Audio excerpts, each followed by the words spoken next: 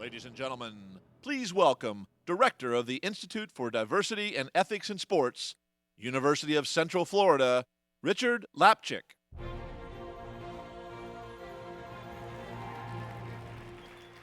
Good afternoon. I'm grateful for this opportunity to be part of this extraordinary panel that we have in front of us. When I was a 5-year-old boy, I looked outside my bedroom window and saw my father's image swinging from a tree with people under the tree picketing. I didn't understand at the time that as the coach of the New York Knicks, he had signed the first African-American player in the NBA, and there were people unhappy that he was doing that in a league that's nearly 80% African-American today. In 1978, as the leader of the anti-apartheid sports boycott of South Africa, I was physically attacked in my office, had liver damage, kidney damage, a hernia, concussion, and had the N-word carved in my stomach with a pair of my office scissors. Those two things, as somebody who was growing up, planted in my mind that what the power of sport was. If people would be going to that length to stop my dad, to stop me, then what we were doing must have been important. If you are a woman, a person of color, come from the LGBT community, you're too old or too young, maybe you believe in the wrong religion, maybe you have a physical or intellectual disability, the odds are stacked against you. They're stacked against you to get the best jobs, they're stacked against you to get equal pay, they're stacked against you to get respect. And that's what this panel is about today.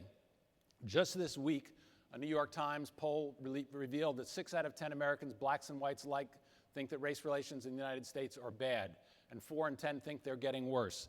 Just this week, haters went into overdrive after a gay rugby couple was on the cover of an Italian sports magazine.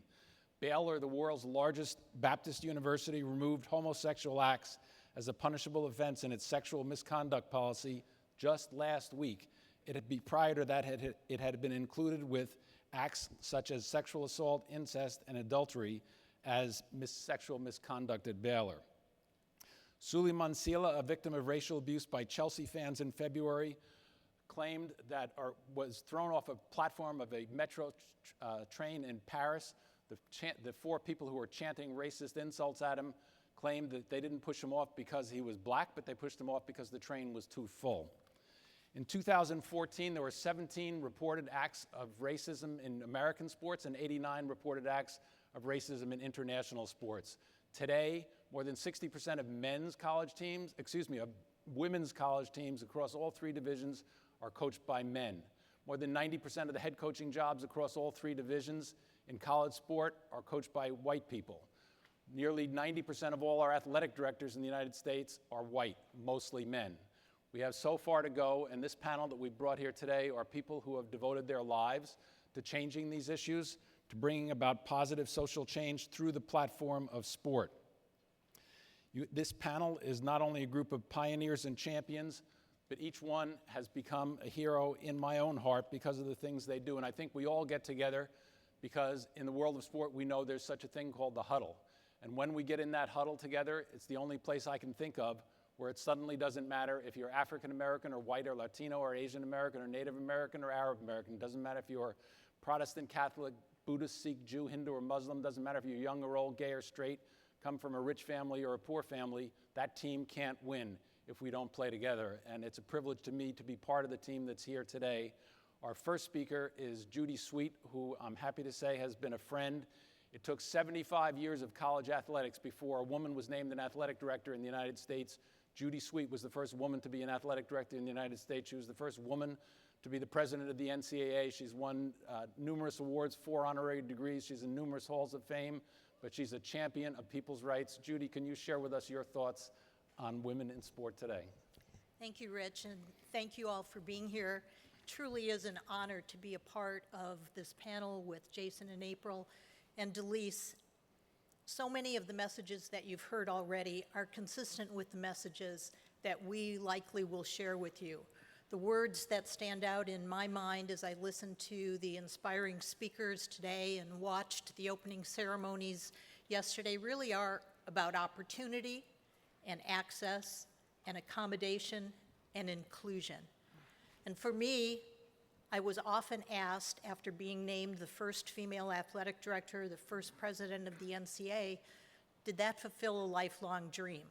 And while I would have liked to have said, yes, it did, but not in my wildest dreams could I have anticipated having those experiences, because there were no role models. There were no women who were path setters at that point in time. The most important thing for me wasn't being the first, but the most important thing was not being the last. And my life was changed with 37 words. Those 37 words make up Title IX of the Education Amendments Act, which became law in 1972. As we listen to the outstanding female athletes that have been with us today and ones that are going to be competing over the course of this week, we think that women have always been a part of the athletic landscape. And the reality is, not until 1972, when Title IX became law, did that really open the door for women to participate in sports. I was an undergraduate student at the University of Wisconsin, which I like to think was a fairly progressive university. There was no athletics program for women. I had no opportunity to participate on a high school sports team because there were no interscholastic opportunities for girls at that point. It made no sense to me. I loved sports all of my life. I participated in sports all of my life, but I had to create my own opportunities. And that was the fuel that suggested to me things needed to change. There needed to be opportunity. We all love sport. We know the values of sport. Why should it be gender segregated? So with the advent of Title IX, universities started sponsoring athletics programs for women. The doors started to open. We have seen the tremendous success when opportunity is given. And I recall when I was athletic director at the University of California, San Diego, sitting in the stands at a women's soccer game, and one of the young women on the field had a breakaway and was dashing toward the goal, and the men's soccer team was sitting behind me. And one of the young men said, "She's a great athlete." And it wasn't she's a great female athlete, it was she's a great athlete. And that was one of the turning points for me. So while we've come a long way, I think it's really important for us to understand there's a lot more that needs to be done. Richard alluded to the small number of women coaches. We have gone from 90% of women's teams being coached by women in 1972 to less than 40% with head coaches that are women. The number of women assistant coaches has, for the first time, dropped below 50%. Where will the next pool of head coaches come from? Likely from the assistant coaches ranks. And as the numbers start to go down, down, down, we need to reverse that trend. And we did that with the initiation of the Alliance of Women Coaches. A few years ago, I had the honor of being a co-founder of that organization. I was saddened to learn that in the opening ceremonies last night, there were at least 3 teams, 3 countries that had no female representatives. For the student ambassadors that are here, this may have been somewhat of a history lesson and somewhat surprising to you to learn that things were so different prior to Title IX. But what I really want to emphasize to you is how important it is when you see things that don't seem right, and you're going to hear the stories from my fellow panelists today. If they're not right, you have an opportunity to make a difference. You have an opportunity to change things. And yes, it requires oftentimes thick skin. I was sent hate letters when I became director of athletics that I was taking a job from a man and that I should go back to the kitchen. I quickly learned to have thick skin, and I think that all of us need to understand that dealing with social issues requires us to have thick skin, to be persistent, and to stay the course. And I hope that all of you will pursue that course. Thank you.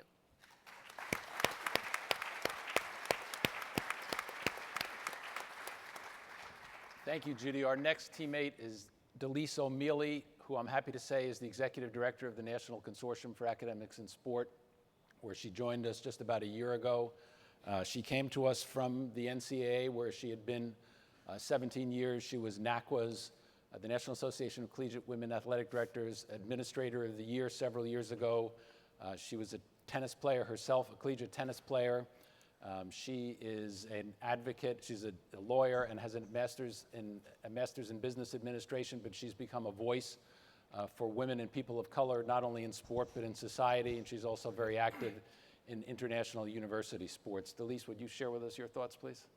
Thanks very much, Richard. It's a pleasure for me to be with all of you here this afternoon. Sports is a great equalizer, and as the legendary Nelson Mandela said many years ago, sports has the power to change the world.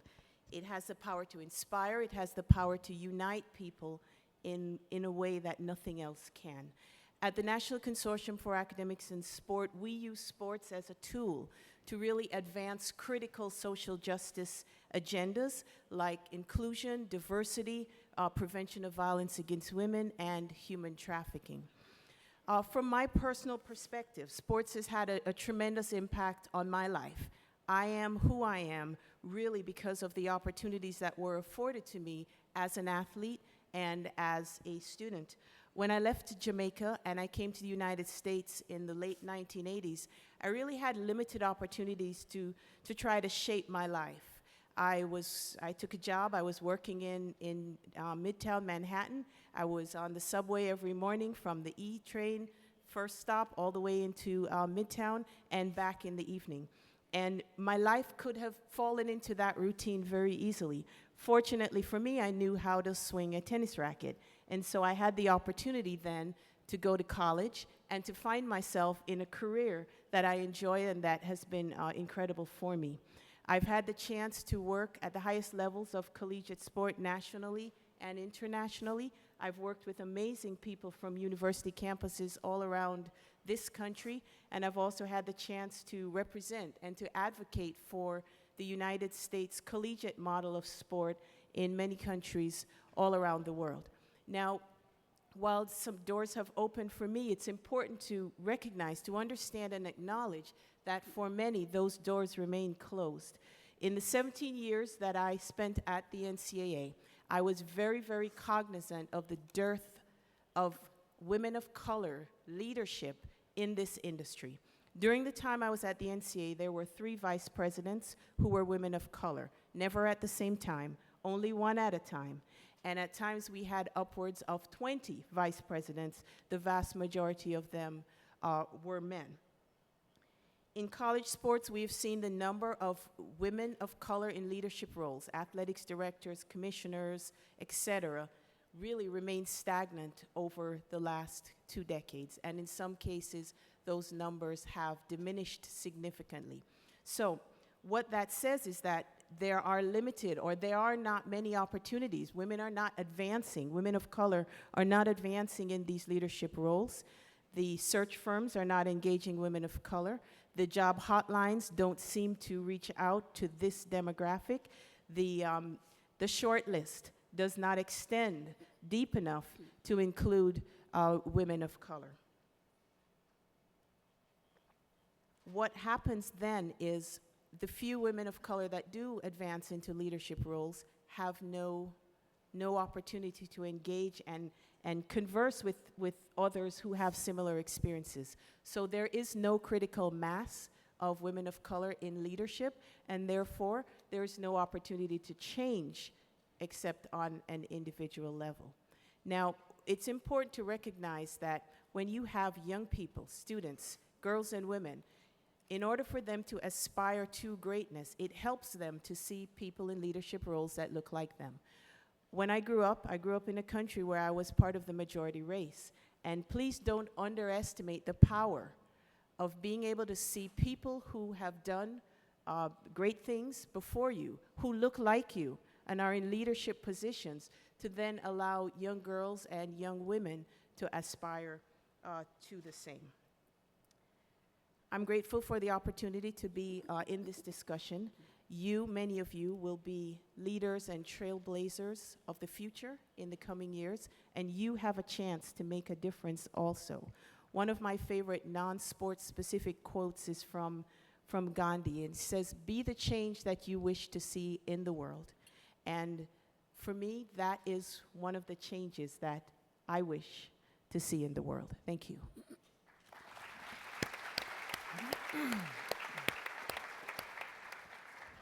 Thank you, Delise. When I met April Holmes several years ago, I instantly became inspired by her story. April was in a train accident in 2001 and lost part of her left leg. And while she was in the hospital, the doctor told her about the Paralympic Games. And it instantly came into her mind that she wanted to wear the U.S. uniform. She wanted to break world records and win gold medals. Let's see how she did. 14-time world record holder, 18 times American record holder, wins medals in 3 different Paralympic Games, 16-time U.S. Paralympic track and field national champion. Not bad from that hospital bed. She's also a highly sought-after speaker and had her first book published called The Winning Way in the past year, with I'm sure more to come. April, it's a pleasure to have you. Thank you for having me. Greatly appreciated and definitely an honor. As I sit here today, I consider it a blessing to be here on the 25th anniversary of the Americans with Disabilities Act. I sit here not only as an advocate for women of color, but also a female athlete and also a person with a disability. Because in 2001, I heard 5 words that would change the course of my life. And those 5 words were, "Did you get her leg?" As I was being loaded into the ambulance, as I'm hearing those 5 words, I thought I was crazy because, of course, I had spent 27 years of my life with my leg. So to hear someone say, "Did you get her leg?" was very devastating to me. And as I went through surgery, I woke up several hours later, and all I knew was track. All I knew was basketball. And those 2 sports were things that had given me great joy for all of my life. And I instantly thought I would never be able to run or play basketball again. And instead, I woke up the next morning after my surgery, and I thought it was the sunniest day of my life. But I also understood that I was kept alive for a reason and that there were some challenges that lie ahead in my life. For me to be able to go from an able-bodied person in the morning to being an amputee in the evening to searching for my identity by the next day was also very devastating and a very challenging situation to happen to any one of us. But as I went about that journey, as Mr. LAPCHICK said, I had great people in my life to continue to show me the way. I had great people in my life to give me manuals, to give me magazines, to give me encouragement, to the point that I was able to dream of being part of Team USA, to dream of being the fastest amputee in the world, and to dream of also winning gold medals. And those dreams would not have been possible had it not been the opportunity to see other people who also had achieved such greatness in their lives. But to all of a sudden have a disability when you didn't grow up with a disability is interesting. I know to learn how to run track all over again, to learn how to play basketball over again, and to also become a role model, to seek out role models, and then also to become a role model yourself. When I left college, I had my leg. I thought the world was in front of me. I thought, I was destined for greatness in a different way, and all of a sudden the tide changed and the track changed in my life, and all of a sudden to be an amputee and to be an advocate for people with disabilities is definitely a track that I did not anticipate being on, but the one that I have embraced, one that I have tried desperately to get other people to understand and give people with disabilities a chance so that they understand that in spite of the fact that you may acquire a disability in your life, or in spite of the fact that you may be born with a disability, that life does not end. You still can be a productive citizen in life, and you can still go forth and do great things. So it's definitely an honor to be here again on the 25th anniversary of ADA. And by all means, I never anticipate being here, but in a few months, I'll be able to go to Doha and represent the United States at the IPC World Championships, and also next summer to be representing the United States in Rio, which will be my 4th Paralympic Games. So.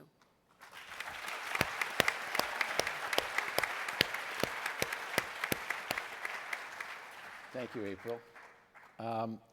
I've been lucky enough to be around some people who have made differences in their lifetime, who've been recognized as important leaders in our world. But the gentleman next to me, Jason Collins, last year was named one of the 100 most powerful and influential people in the world by Time magazine. Can't get much higher than that. He didn't get it because he was a college All-American at Stanford or had a 13-year NBA career that distinguished him as one of the great players of his time, that he went to 10 playoffs and 2 NBA finals. It spun around the fact that after 115 years, when no male professional athlete had declared that he was openly gay, Jason Collins had the courage to be able to say in a Sports Illustrated cover story that he was, and in doing so, opening up the world to so many other gay and lesbian athletes. We're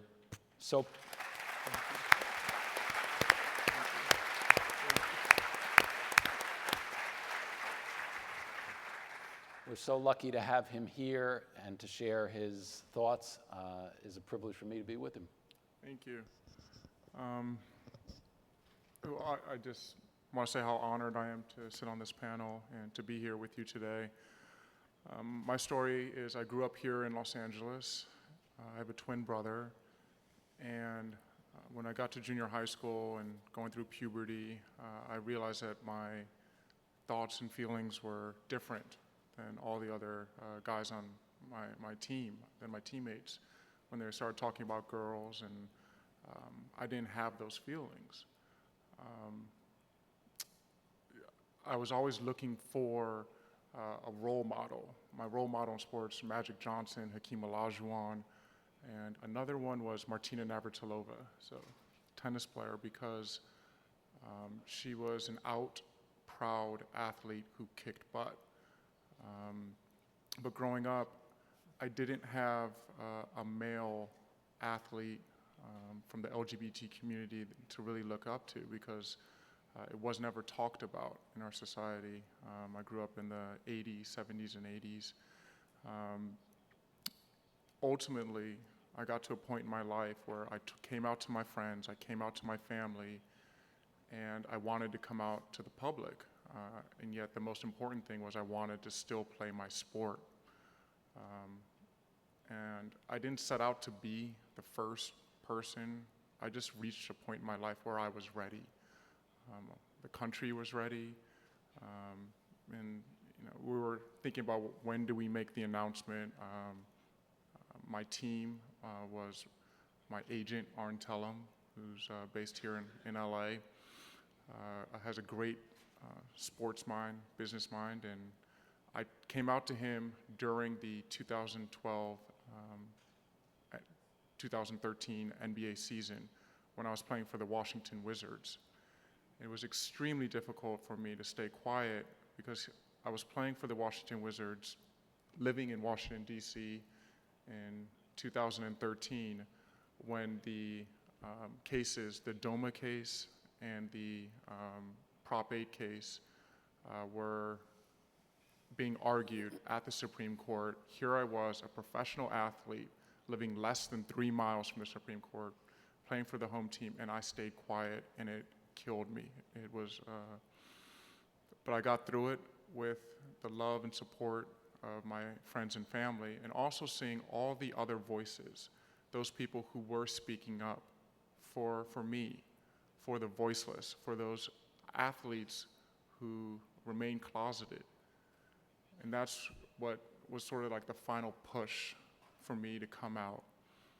After that season was over, I did the Sports Illustrated article to give or to add a voice to the chorus of people who stand up for equality, who stand up for acceptance, and to be sort of a possibility model and a role model for other individuals who are struggling.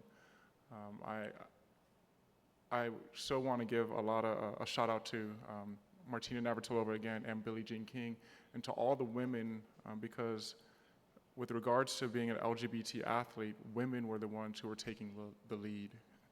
And I'm glad that I was able to step forward and to add my name. And then we see other athletes come out as well. Robbie Rogers playing here in Los Angeles for the LA Galaxy, Michael Sam, to now even in Division I basketball, a male athlete, Derek Gordon, who now plays for Seton Hall. So it's inspiring to see many young people continue to come out, continue to live their authentic life. Because when you're on a team and you're hiding and you're living in the closet, you're not giving your entire self to the team. And that's what it's all about, is giving yourself to the team so that the team can go out there and be the best out there on the court or on the field and win games. So thank you.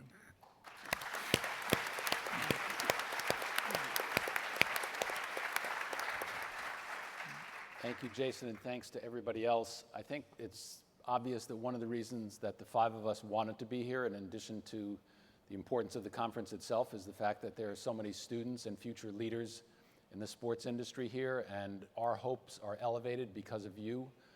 But I have to give a special shout out because the DeVos Sport Business Management graduate program is the one that emphasizes diversity and the power of sport to bring about positive social change. And I hope all of the other sports management students that are here will go back inspired by what they've seen here and make that part of your programs as well, because we're going to have a better sports world. We have a fairly good amount of time for questions and answers from the audience, and I invite any questions that you may have. I was supposed to give them a signal so they could get the mics in place. I apologize.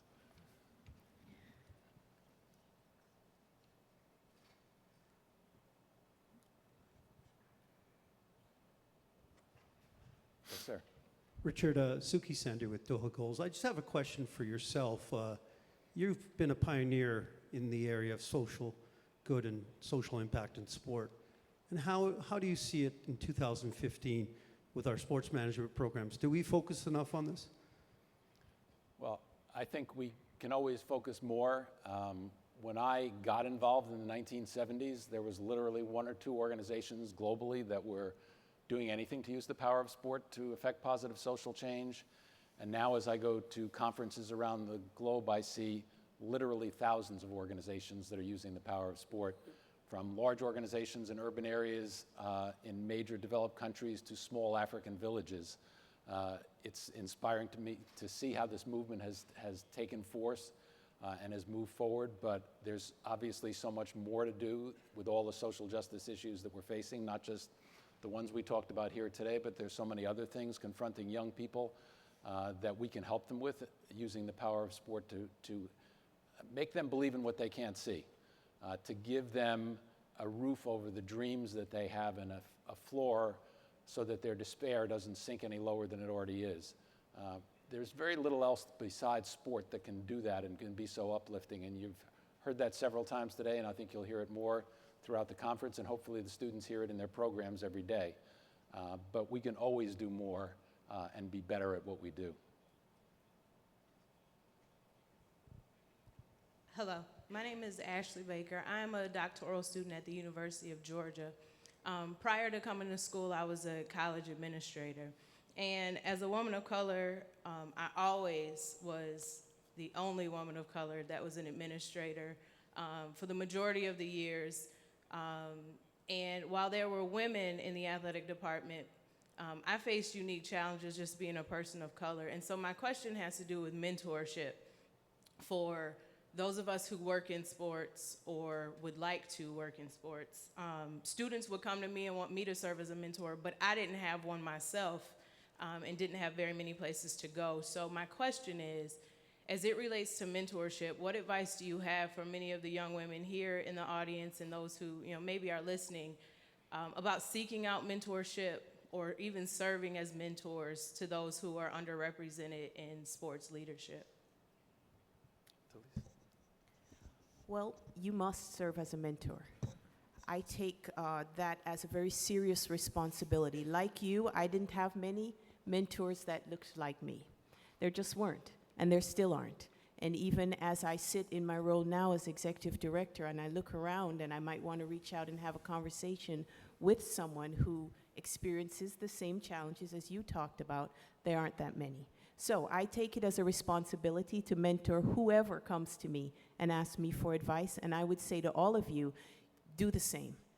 Reach out to anyone that you can help, because that's going to start to build a critical mass. At this point, in terms of mentorship for yourself, you're going to have to find that where you can, to be very honest with you. I'll be happy to mentor anyone who wants to call me, But you also have to reach out within your sphere to people who you trust, to people who you admire, and try to get what you can from those experiences. But if you take one thing away from what I have to say is you must be a mentor. You must help others who are coming behind you. And I'd like to answer that question from a little different perspective. In addition to all the good things that Delise just shared, I think mentoring takes on different forms. There's no set schedule to being a mentor. And sometimes we can learn just by watching, listening, and learning. And to me, that's one way of having an informal mentor. So find someone who you really respect and watch them and listen and learn from them. What do they do that you really like? What are some of the things that you can incorporate into your style that you've seen work for other people?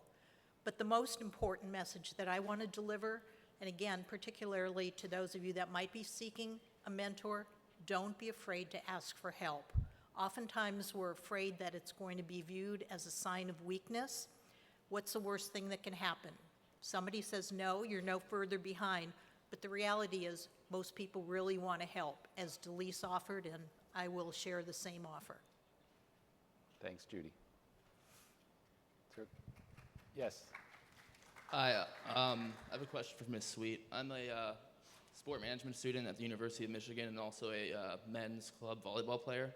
I'm wondering, so there are very few Division I volleyball programs for men, and wrestling teams around the country are getting cut, and men's sports really, a lot of the time they go away because of women's sports teams such as, I know women's crew a lot of times take 100+ members and then cut them 3 days after just to become Title IX compliant.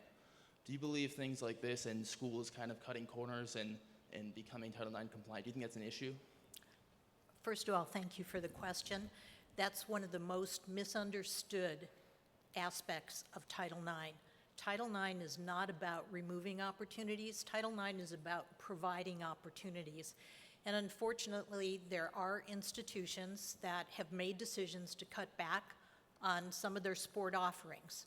Oftentimes, it's a men's team, but it's also been women's teams as well.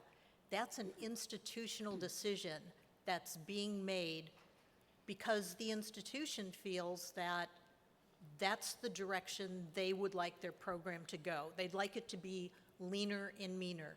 Title IX does suggest that you should have proportionate opportunities for both males and females.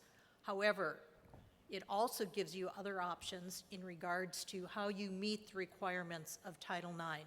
The one point that I really want to emphasize is that there is nothing in Title IX that suggests opportunities should be taken away from anyone. And if you look at what has happened in regards to the sponsorship of men's opportunities, those opportunities have actually gone up over the years. But there are other sports that are being offered at the expense of the sports that you've mentioned, men's volleyball, wrestling. Men's soccer has been added. Men's football programs are at an all-time high. So the number of men that are enjoying that sport opportunity has gone up. But don't blame Title IX if an institution makes a financial decision to cut back on their sports. But do you believe that Number 7. Hi, my name is Brant Feldman. I'm a sports agent. I represent Olympic athletes in the United States and Canada. Question for the panel is this. Right now in the United States, you have 31 Olympic sports. You have 31 men that are running 31 sports. Presidents, executive directors, board of directors, they're all men in general. Same thing, I've seen this in Canada with many men running these different organizations. I guess I'd ask the panel, how do you see that change ever occurring if we're at 2015? We've had Title IX in the United States for 40+ years right now. Right. When are we ever going to see that change? I know in my own case, I take on these sports at times and they think I'm crazy, but the real crazy thing is that there's not a lot of female diversity. There's also not a lot of African American or Asian or different groups that are in these sports at leadership levels. So I'm asking the panel, how do we finally make a change? Well, I'd like to start that discussion. Unless we bring about pressure on organizations and publicize the data that's out there, organizations aren't going to change on their own. They have to think that the public cares about it and that they are possibly going to be embarrassed if they don't make those changes. It's why we started publishing at the Institute for Diversity and Ethics in Sport back in the 1980s something called the Racial and Gender Report Card, which analyzes the hiring practices of each of the major professional sports, college sports, and the media. And when it comes out, I know the commissioners tell me that they use it as a lever to work with their teams to get them to do better. The league offices are doing pretty well. It's at the team level in professional sports where those opportunities don't exist. As somebody who's worked on a college campus for 45 years, I'm embarrassed to say that the least opportunity for women and people of color in sport today is at the college level. And the numbers, as have been mentioned by several people, are getting worse. So I think we need advocates out there to bring about the pressure for change, and I think we need the 400 students here, when they go into the industry, to be conscious of always getting the best people in the room, making your hiring practices an open process. Don't just turn to people you know in the industry to hire them, but find out who the best available people are and have a diverse pool of candidates. I don't have any doubt that the numbers will change if we consistently have a diverse pool of candidates in the room. Ultimately, the responsibility falls on the decision makers, and I just want to give a little glimmer of hope. Becky Hammond was appointed the assistant basketball coach for the San Diego Spurs. San Antonio. San Antonio. Oh, excuse San me. Antonio. Whoops, thank you. I stand corrected. But she is the assistant coach, Yes. and just this week, Adam Silver made the comment that there should be no barriers in respect to women being head coaches in the NBA. That's a pretty significant statement, and I hope it comes to reality. I think he actually, not to correct you twice, but I think he actually said that there's no doubt that there will be a woman head coach in the NBA. I stand corrected twice. And another thing is, when we do have those trailblazers, that we do celebrate them. And just to sing the praises of Becky Hammond even further, she was the head coach for the San Antonio Spurs summer league team, and they won the summer league in Las Vegas. So it proves that if you're a good coach, you're a good coach. It doesn't matter your gender. Amen. Number seven. Number seven. Hi, I'm Brittany from the University of Alberta, and I have a question for Jason regarding a friend of mine who just came out as gay from our varsity soccer team. And he's received a lot of negative backlash about coming out as gay, a lot of bad stuff even from his family and some of his friends. So I was just wondering if you received a lot of negative comments and what you did when you did regarding that. Yeah, I got death threats.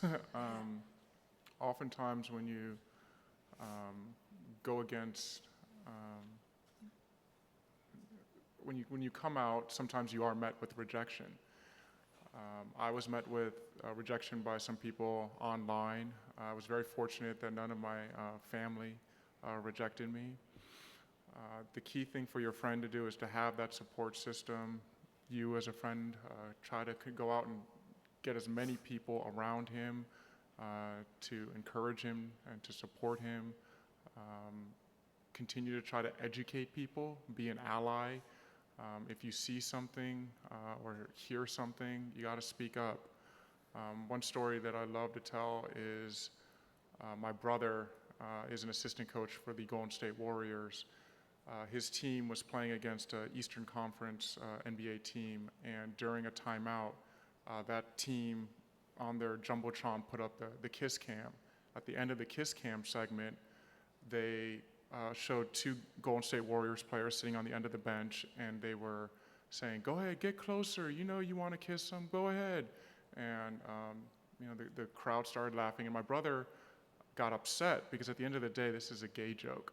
So my brother went up to the head of in-game entertainment and the head of the PA announcer after the game, which the Warriors won, and said to them, "Do you realize what you're doing when you put that up there?" My brother was dismissed by them. He reached out to me, and because of my position with the NBA, I had a conversation with a couple NBA executives they made a call to that team, and the team president called my brother the following day to apologize to him and say that it will never happen again in that arena.